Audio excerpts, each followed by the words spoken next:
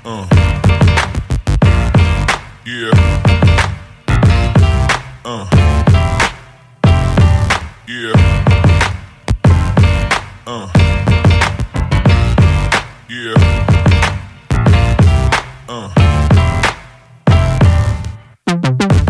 Halo Jackmania, berita bola seputar Persija. Pemain Persija Jakarta, Rico Simanjuntak, angkat bicara terkait peluang Macan Kemayoran untuk menjadi juara di Liga 1 2023/2024.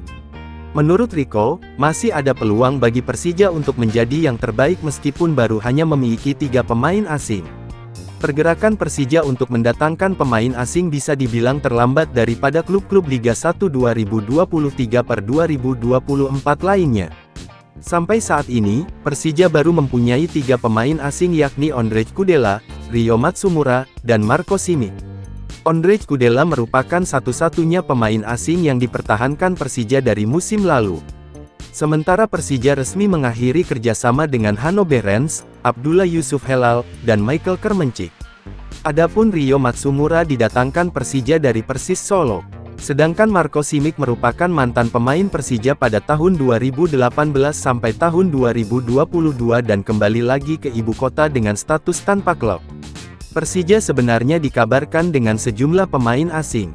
Namun sampai saat ini hanya rumor saja. Apa yang sudah dilakukan Persija tertinggal jauh dari klub Liga 1 2023/2024 lainnya. Beberapa klub sudah menerapkan regulasi kuota pemain asing baru yakni 5+1 dari yang awalnya hanya 3+1. Ya memang kami baru mempunyai 3 pemain asing. Ada Simic, Kudela, dan Matsumura. Tapi dengan melihat skuad kami saat ini ditambah pemain lokal yang sudah sama-sama kami tahu kualitasnya, saya masih optimis mengarungi Liga 1 musim depan, kata Rico kepada awak media termasuk Bolasport.com, Kamis tanggal 22 Juni tahun 2023. Rico tidak bisa menjawab apa Persija kurang pemain asing atau tidak. Menurutnya sebagai pemain, hanya pelatih yang tahu kebutuhan tim seperti apa. Rico percaya dengan pemikiran Thomas Doll apa Persija cukup mengarungi Liga 1 2023/2024 dengan 3 pemain asing atau tidak. Melihat dari komposisi pemain lokal memang tidak ada bongkar pasang yang dilakukan juru taktik asal Jerman itu.